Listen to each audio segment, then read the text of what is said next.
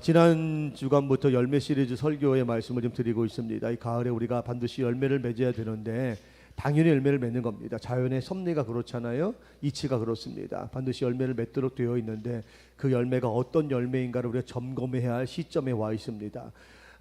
우리 한 해의 농사도 그렇고 우리 인생의 농사도 그렇고 우리 1년 동안 우리 삶을 시작하면서 여름 동안 수고하고 애쓰고 노력한 것들이 과연 이 가을에 영적인 추수의 계절인 가을에 과연 어떤 열매를 맺고 있는가를 잘 점검해 보시고 그 열매가 정말 하나님께서 받으실 만한 열매가 되도록 남은 시간 동안에 여러분 더욱더 믿음으로 충성하고 헌신하셔서 좋은 열매 많이 맺으시기를 주의 이름으로 축원해 드립니다.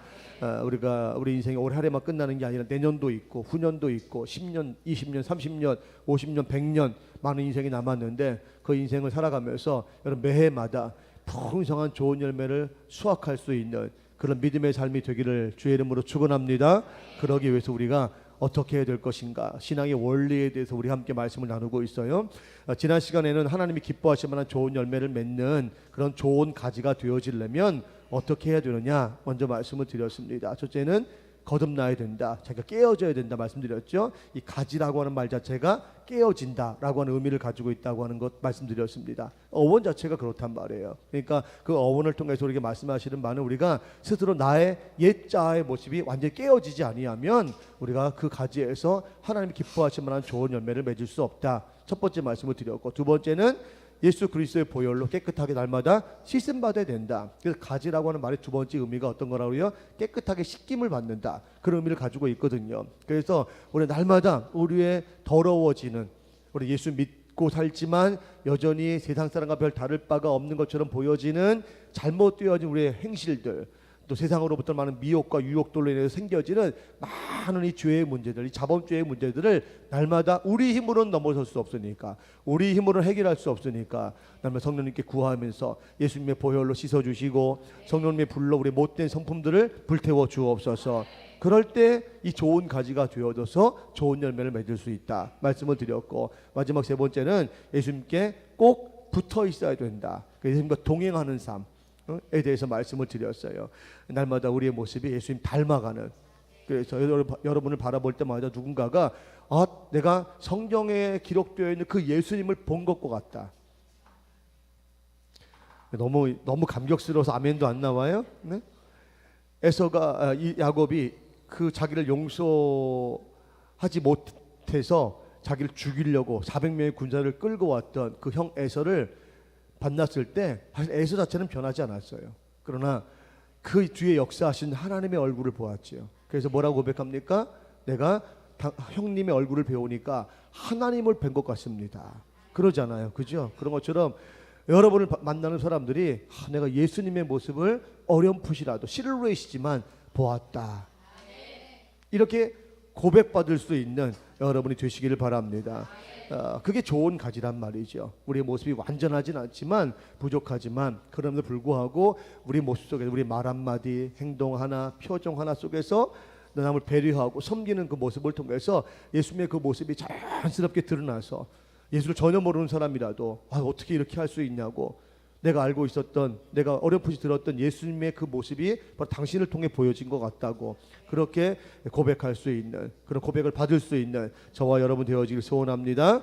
오늘 본문의 말씀은 산상수훈의 결론의 말씀이죠. 5장, 6장, 7장 정말 말씀 중에 말씀이라고 하는 이 산상수훈의 말씀의 결론의 말씀이 오늘 우리 박경수 집사님이 읽어주신 본문의 말씀입니다. 시작은 이렇게 하죠. 양의 옷을 입고 속이기 위해서 나오는 거짓 선지자들을 삼가라. 그들은 일이다. 양이 아니라 일이다. 참 목자가 아니기 때문에 그 성도들의 생명을 노략질을 하려고 속이려고 위해서 다가온다. 그렇기 때문에 그 실체를 정확히 알아야 된다, 그렇게 말씀하고 있는 거예요. 근데 그 실체를 무엇으로 알 수 있느냐? 그건 바로 그들이 삶을 통해 맺고 있는 열매를 통해서 알 수 있게 되어진다. 그러므로 그 열매를 잘 살펴서 그가 참 목자인지 아니면 성도들의 생명을 노략질하기 위해서 다가오는 거짓 선지자 이리인지를 분별을 해야 된다 말씀하고 있는 것이죠. 그래서 이 마지막 시대에는 이리들이, 이 거짓 선지자들이 호시탐탐 우는 사자와 같이 우리 성도들이 열매를 맺지 못하도록 계속 미혹하고 현혹하고 유혹하고 할 수만 시험에 들게 하고, 그래서 여러분들로 하여금 하나님이 기뻐하신 열매를 맺는 삶이 아니라 하나님께서 정말 원하지 아니하실 불법을 행하는 삶을 살게 함으로 결국은 나무에 도끼에 찍혀서 불에 던져지는 이런 비극적인 불행을 맞이하도록 역사하고 있는 그런 시대에 우리 살고 있단 말이죠. 그렇기 때문에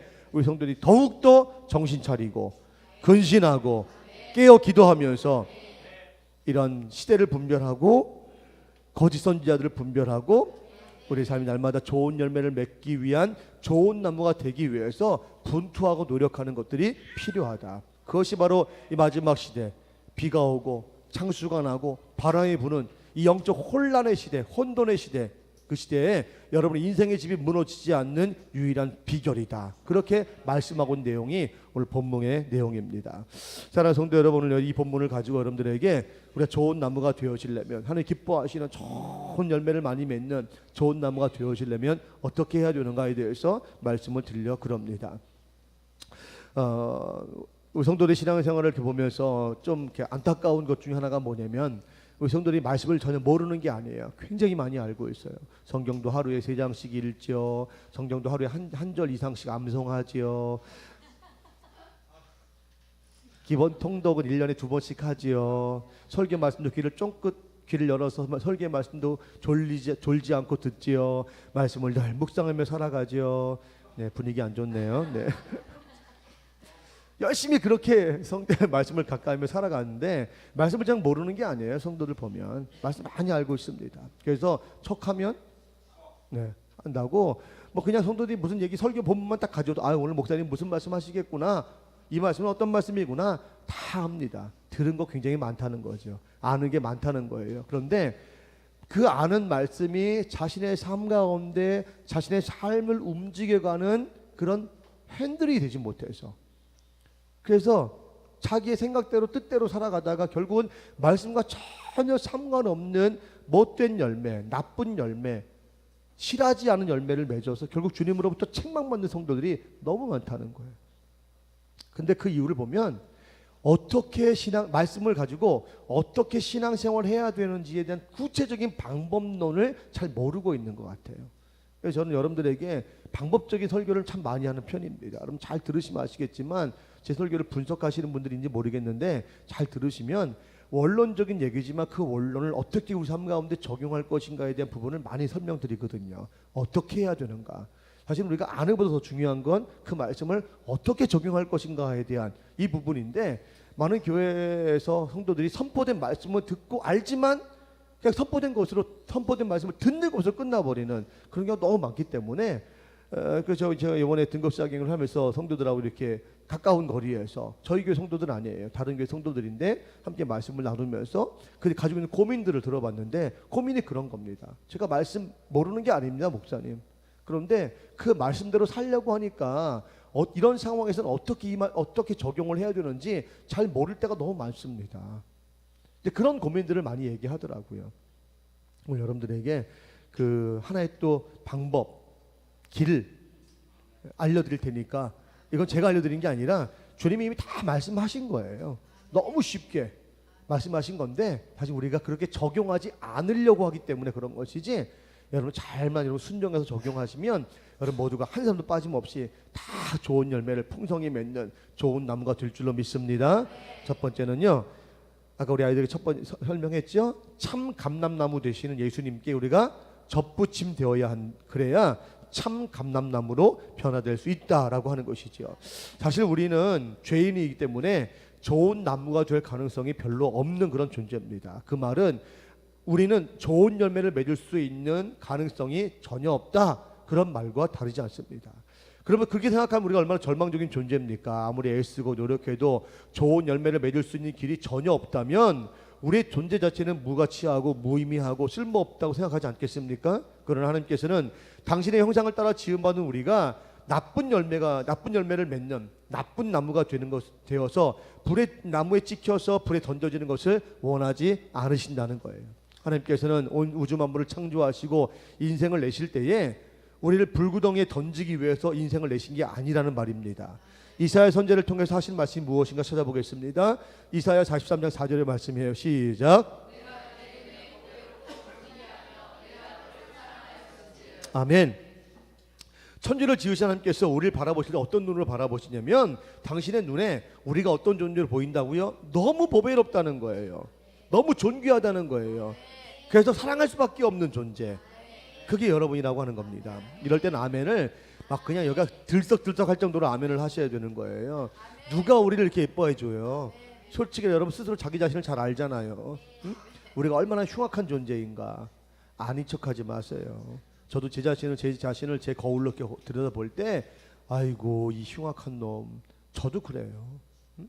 날마다 죄를 쌓아가고 내세울 것 하나도 없는, 근데 그 내세울 것 없는 그걸 내세우면서 자랑 삼고 거기에 만족 삼는 게 우리의 모습이잖아요. 하루도 12번씩 죄를 지면서도 안에 쫙 하고 거룩하고 의로운 척하는 거, 이 얼마나 흉악한 짓입니까? 그게 우리 자신의 모습이거든요. 우리는 우리 자신을 볼 때 객관적으로 얼굴을 못 들겠다 그러는데 우리 하나님께서는 우리를 그렇게 보지 아니하시고 보배롭다, 존귀하다, 아유 사랑스럽다, 그렇게 보신다는 거예요. 근데 그 이유가 우리의 그런 악함과 부정함과 잘못된 모습 때문이 아니라 우리의 그런 모습을 덮어주신 예수님의 그 사랑 때문에, 그 사랑의 눈으로 비춰서 보니까 그게 우리를 그렇게 존귀하고 보배롭게 사랑스럽게 보신다는 거예요. 우리가 그런 사랑을 덧입은 자예요. 우리 스스로의 모습은 쓰레기 같은 존재지만 그런 우리를 예수님께서 잘 덮어주셔서 그 은혜와 사랑으로 덮어주셔서 우리의 그런 잘못된 모습들, 부정한 모습들, 악한 모습이 하나님 앞에 비춰지지 않도록 그런 사랑을 받은 자, 얼마나 감격스럽습니까? 감격스러워 눈물이 날 정도 아닙니까? 사랑하는 성도 여러분, 우리가 하나님으로부터 그런 사랑을 받은 존재이기 때문에 하나님께서 우리를 사단의 꾀임에 의해서 하나님의 형상을 잃어버렸던 아담의 후손 그대로 살지 않게 하시고 우리를 다시금 우리를 의롭게 하실 만한, 우리를 선하게 하실 만한, 우리를 진실하게 하실 만한 그 예수님께 접붙임하셔서 우리로 하여금 좋은 열매를 맺는 참 감람나무 되게 하신 줄로 믿습니다.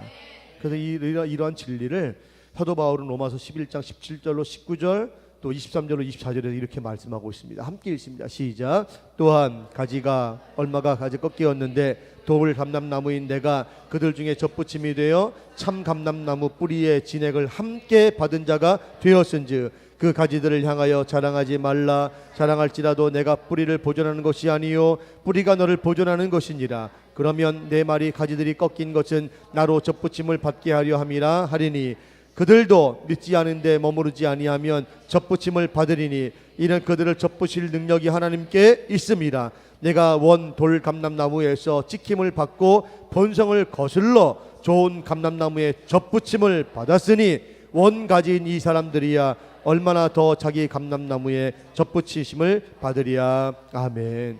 그래서 우리는 돌 감람, 우리 본성을 따라 살아갈 수밖에 없는 돌 감람나무, 그래서 하나님 원하지 아니하시는 나쁜 열매를 맺을 수밖에 없는 가지였는데 그런 우리를 주님께서 당신의 권능으로 우리를 꺾으셔서 참 감람나무 열매를 맺게 하실 예수님께 접붙임해 주시고 그 예수님으로부터 허락되어지는 그 뿌리로부터 공급되어진 진액을 우리가 공급받아서 결국은 좋은 열매를 맺는 좋은 감람나무로 바꾸어 주셨다. 할렐루야. 그러니까 여러분 모두가 다 이 분명한 믿음의 확신 가운데 살아가야 할 줄로 믿습니다. 거듭 말씀드리지만 우리는 예수님 때문에 변화된 존재입니다. 하나님께서 보실 때에 보기 싫다 물리치시는 존재가 아니라 가까이 하고 싶고 함께 우리와 더불어 교제하고 싶으시고 우리가 올려드린 찬양을 받기 원하시고 그런 존재로 바뀌어졌단 말이죠. 우리 스스로 생각할 때는 하나님 앞에 갈 수가 없어요. 거룩하신 하나님 앞에 제가 어찌 갈 수가 있습니까? 우리 그렇게 겸손하게 고백하지만 그런 우리를 주님께서 멀리하지 아니하시고 냄새난다 하지 아니하시고 그냥 가까이 두시면서 사랑하시고 보듬으시고 안으시고 그게 하나님의 사랑이란 말이에요. 그러니까 여러분 모두가 다 이런 좋은 열매를 맺을 만한 좋은 나무가 되었다고 하는 이 충분한 믿음의 확신 가운데 살아가시기를 주의 이름으로 축원해 드립니다. 옆에 있는 분들에게 당신은 참 감람나무입니다. 시작.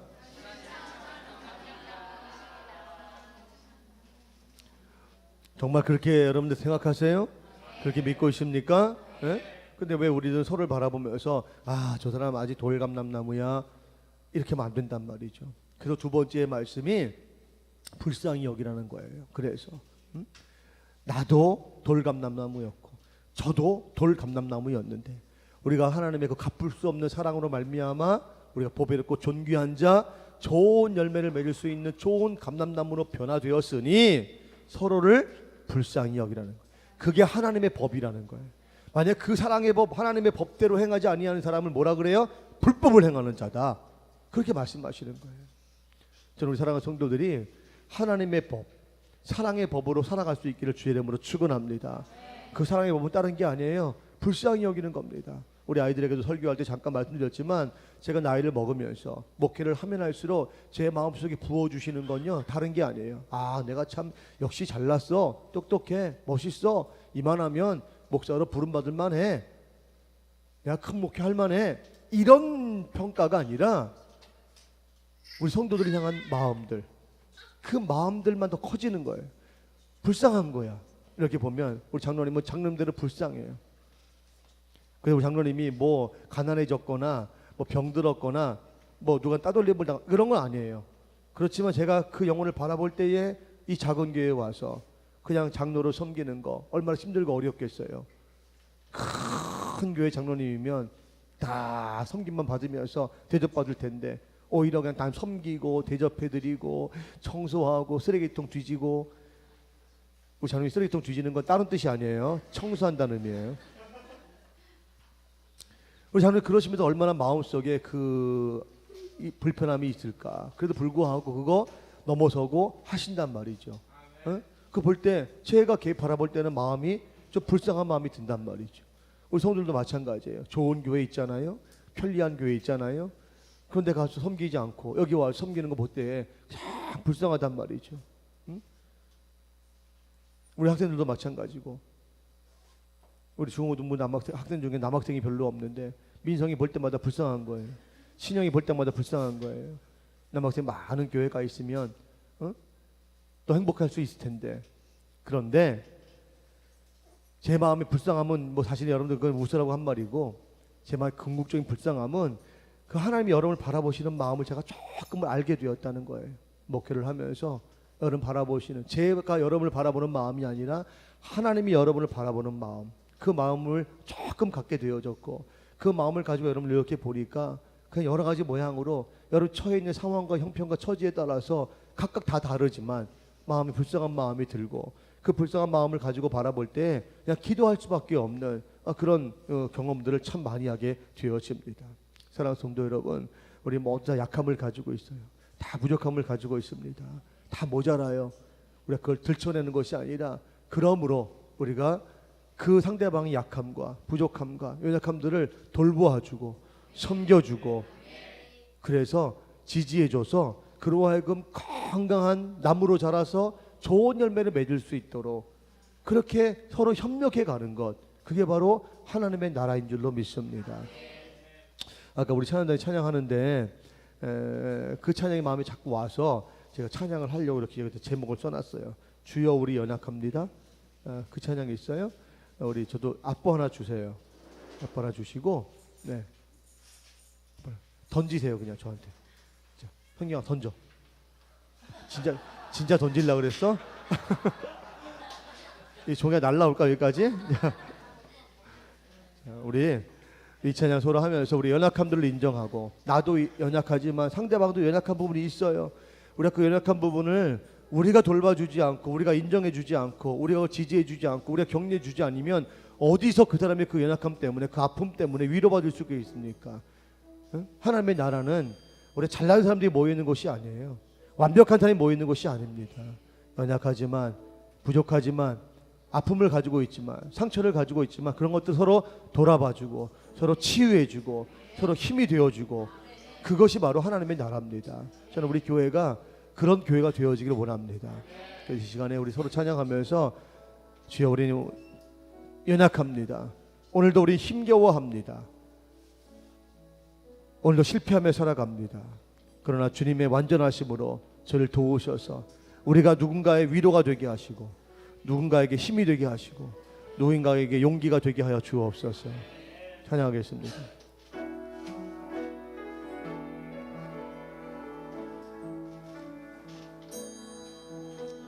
주여 우린 연약합니다. 우린 오늘을 힘겨워합니다. 주 뜻 이루며 살기엔 부족합니다. 우린 연약합니다. 주여 우린 넘어집니다. 주여 우린 넘어집니다. 오늘 하루도 또 실수합니다. 또 실수합니다. 주의 긍휼을 구하는 죄인입니다. 주만 바라봅니다. 주만 바라봅니다. 우리 오른손 들고 하나님 주님의 은혜, 하나님 주님의, 우리가 그 은혜로 말미암아 살았습니다. 우리 연약하지만, 우리 미련스럽지만, 우리 부족하지만, 우리 상처투성이지만, 우리 고통 가운데 있고 눈물 가운데 있지만 주님의 완전한 그 사랑으로 말미암아 우리 연약함 가운데 일어서고 이 아픔 가운데 일어섭니다. 주여 주의 완전하심으로 저희를 도와주옵소서. 저희가 그 완전하심을 던지고 누군가를 돕게 하시고 누군가를 일으켜 세우게 하시고 누군가를 돕게 하여 주옵소서. 바로 그것이 하나님의 나라가 되게 하여 주옵소서. 우린 그 길 따라갑니다. 그날에 우리를 이르시. 주는 완전합니다. 주는 완전합니다. 한없는 하나 주님의 은혜 온 세상에 넘칩니다. 가릴 수 없는 주 영광 온 땅 위에 충만합니다. 주님만이 길이오니 우린 그 길 따라갑니다. 우린 그 길 따라갑니다. 그날에 우리를 이르시. 주는 완전합니다. 주는 완전합니다.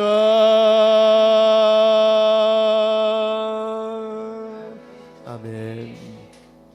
우리를 완전케 하실 분은 예수님밖에 없습니다. 우리가 완전한 자처럼 누군가를 정죄하거나 비판하거나 판단하는 것은 하나님의 법이 아닙니다. 사랑의 법이 아닙니다. 하나님의 법, 사랑의 법은 불쌍히 여기는 거예요. 우리 약점을 알고 그의 아픔을 알고 그의 눈물을 알고 우리가 보듬어주고 안아주고 그 상처를 씻어주기 위해서 내가 가진 거 있는 것이라도 기꺼이 내어줄 수 있는, 그게 바로 하나님의 법, 사랑의 법이고, 그런 법을 행하는 사람만이 좋은 열매를 맺는 좋은 나무가 될 줄로 믿습니다. 마지막 세 번째로 우리 사랑하는 성도들이 좋은 열매를 맺기 위해서는 하나님의 말씀대로 살아야 한다는 것이죠. 오늘 24절 26절의 말씀을 두 군데를 읽습니다. 시작. 누구든지 이 말을 듣고 행하는 자는, 26절, 나의 이 말을 듣고 행하지 아니하는 자는. 24절은 말씀을 듣고 행하는 자, 26절은 듣고 행하지 않는 자, 이렇게 구별해서 말씀을 합니다.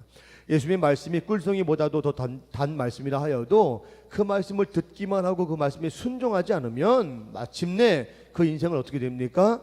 인생의 집에 불어닥친 비와 바람과 창수에 의해서 심하게 무너져 내릴 수밖에 없다고 경고하시는 거죠.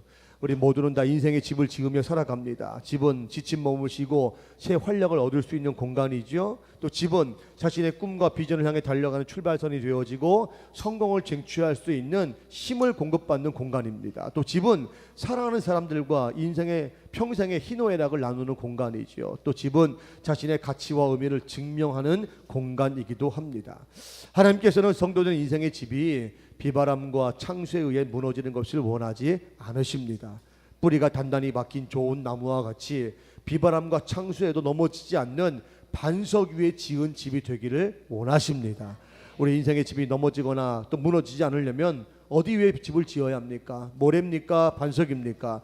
당연히 반석이지요. 그 반석은 하나님의 말씀으로 오신 예수 그리스도인 것입니다. 그러므로 그 말씀 위에 인생의 집을 짓는 사람의 결말은 행복일 수밖에 없고 승리일 수밖에 없고 축복일 수밖에 없습니다. 사랑하는 성도 여러분, 그러므로 말씀을 듣는 자는 그 말씀을 들은 대로 행하기를 위해서 힘써야 하는 것입니다. 그게 우리 인생의 집을 모래 위에 짓지 아니하고 반석에 짓는 비결이라고 하는 것이죠.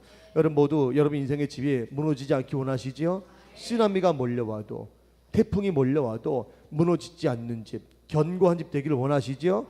그러려면 그 인생의 집의 기초를 어디에 두어야 합니까? 반석이 되시는 예수 그리스도의 말씀, 그 말씀 위에 지으면 여러분 인생의 집은 인생에 어떤 창수가 나도 어떤 비바람이 불어도 어떤 쓰나미가 몰려와도 절대로 넘어지지 않습니다.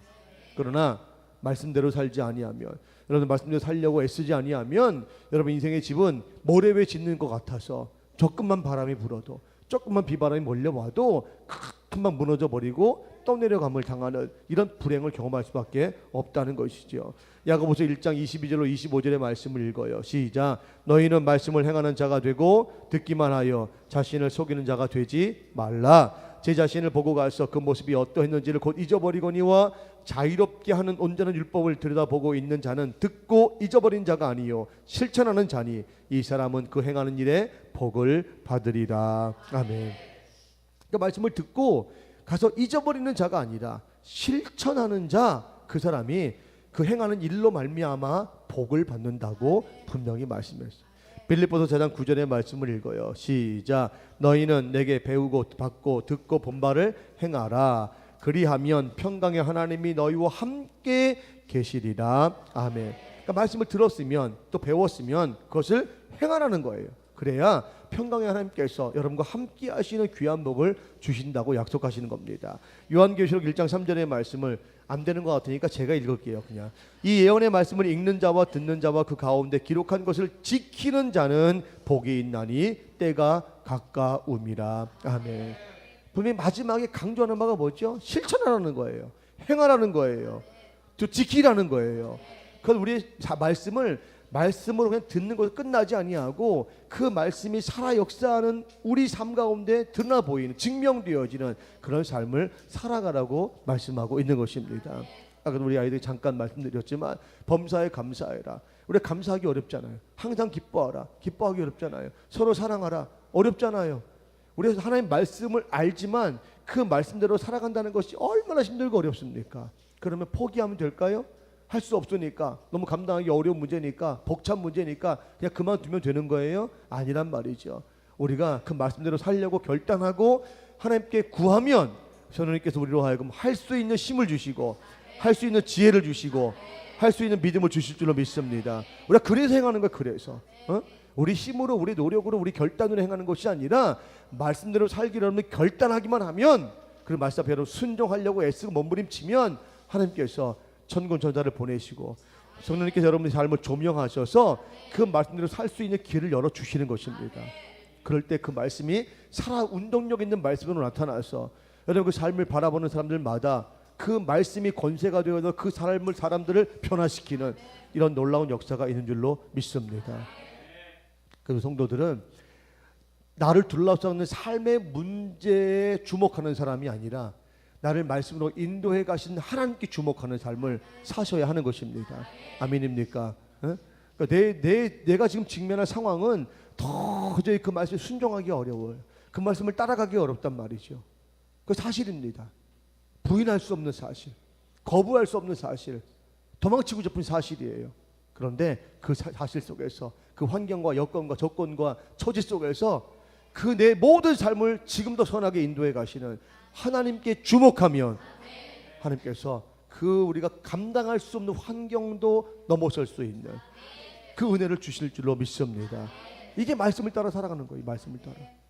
근데 대부분 많은 성도들이 말씀은 말씀이고 내가 지금 처해 있는 상황은 상황이라고 이렇게 이분법적으로 생각하면서 신앙생활하고 있는 사람들이 얼마나 많은지 알지 못합니다. 그러니까 마음에 괴로움이 있는 거예요. 말씀대로 살아야 되긴 살아야 되는데 그래서 살려니까 너무 나 자신의 삶 가운데 펼쳐진 문제들이 너무 복잡하고 다양하고 버겁고 괴롭고 힘드니까 이 갈등 속에서 어찌할 바를 몰라가지고 그냥 겉모습은 교회 올 때는 거룩한 척하고 의로운 척하고 믿음 있는 척하는데 삶의 자리에 가서는 세상 사람과 별 다를 바가 없는 모습으로 그냥 세상 사람들처럼 살아가는, 그래서 영적인 갈등을 계속 겪으면서 그냥 교회에서 신앙생활하는 게 뭐가 행복하겠어요 여러분들? 뭐가 기쁘겠어요?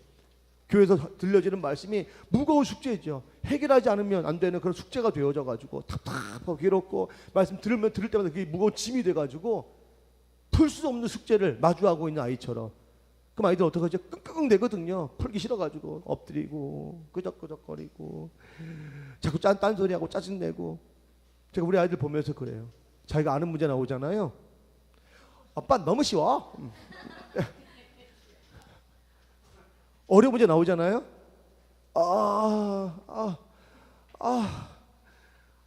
세 페이지 남았어. 저 그거 보면서 우리 성도들이 신앙생활하면서 말씀대로 살지 못하는 삶에 대한 그 갈등이 저런 모습이겠구나. 그런 생각 참 많이 합니다. 애들은 표현이라도 하죠. 우리 성도들은 아닌 척하려니까 얼마나 힘들어요. 말씀대로 살아가는 건 맞다고 알면서도 그렇게 해야지 생각을 하면서도 막상 결단을 했는데 결단대로 되어지지 않는 자신의 모습을 보면서 얼마나 내적인 갈등을 겪고 있어요 여러분들. 다 표시를 안 해서 그렇지. 지금 속으로 맞아요. 어떻게 하셨어요? 저도 그러거든요. 근데 여러분 그런 영적인 몸부림 갈등들이요, 그게 은혜인 줄 믿으시기 바랍니다. 그런데 여러분들은 그렇게 하려고 애쓰니까 갈등이 생기는 거예요. 그런 몸부림을 치는 거예요. 말씀을 전혀 모르고 말씀과 무관한 사람들은 좋은 말씀이야. 그리고 자기 방식대로 살아가는 거예요. 죄를 져도 아무런 고통도 없고요. 번민도 하지 않습니다. 괴로움도 없어요. 근데 우리 성도들은 교회 와서 사랑하라 말씀하셔서 누가 미워하는 마음 생기면 그리고 집에 가면 마음이 어떻죠? 두 다리 뻗고 잡니까? 그럼 여러분들 아직 그러면 좋은 나무가 된 게 아니에요. 여러분들. 우리 성도를 다 뭐 그 사람한테 무슨 해코지한 것도 아님에도 불구하고 그냥 눈 한번 흘긴 거, 저 사람 몰라, 내가 그냥 내 마음속에 저 사람 미워하는 마음이 잠깐 생긴 거, 그것 때문에 그게 걸림이 돼가지고 집에 가서 주무실 때 발 못 뻗고 주무시죠. 발 뻗고 주무시는 분이 많네. 그냥 그것 때문에 밤잠이 안 오고 막 괴롭고 눈물이 나고 회개가 쏟아지고. 우리가 그래서 날마다 예수 그리스도를 닮은 모습으로 성화되어 가는 줄 믿으시기 바랍니다. 몸부림치세요. 말씀대로 살라고 하는 이 말이 무거운 짐이나 부담되지 않기를 바랍니다. 여러분 즐거운 부담, 기쁜 숙제가 되시기 바랍니다. 그럼 나중엔 여러분들이 이거 아는 문제야, 그리고 그냥 흔쾌하게 풀 수 있는 그런 경지까지 간단 말이죠. 지금은 좀 어려워요. 좀 어려워요. 곱셈, 나눗셈 좀 어려워요. 근데 조금만 더 하면 나중에 여러분 2차 부등식도 풀게 되어지고 함수도 풀게 되어지고. 수학 공부를 안 하신 분들은 이게 무슨 말인가 미분적분도 풀게 되어지는 이런 역사가 있는 줄로 믿습니다. 그게 성숙해지는 거예요. 사랑하는 성도 여러분, 이 가을에 좋은 열매를 많이 맺는 좋은 나무가 되시기 바랍니다. 기도하겠습니다. 하나님 고맙습니다. 오늘 저희들 좋은 나무가 되어지기 위해서 어떻게 해야 되는가 잠깐 말씀을 나누었습니다. 우리 사랑하는 성도 모두가 다 정말 주님께서 보실 때 좋은 열매를 많이 맺어서 정말 좋은 열매를 맺지 못함으로 찍혀서 불에 던져지는 그런 불행한 자가 아니라 주님께서 기뻐하시고 즐거워하시며 행복하실 수 있는 좋은 열매를 많이 맺는 나무로 우뚝 세워질 수 있도록 도와주시옵소서. 우리의 힘으로는, 우리의 노력으로는, 우리 열심으로는 되지 않습니다. 성령님께서 날마다 저희와 함께 하시고 저의 미련스러움과 우둔함을 깨우쳐 주셔서 우리의 믿음 없음을 강화시켜 주셔서 좋은 열매를 풍성히 맺는 좋은 나무로서 멋있게 당당하게 살아갈 수 있도록 은총을 베풀어 주시옵소서. 감사하며 이 모든 말씀 우리 주 예수 그리스도 이름으로 간절히 기도하옵나이다. 아멘.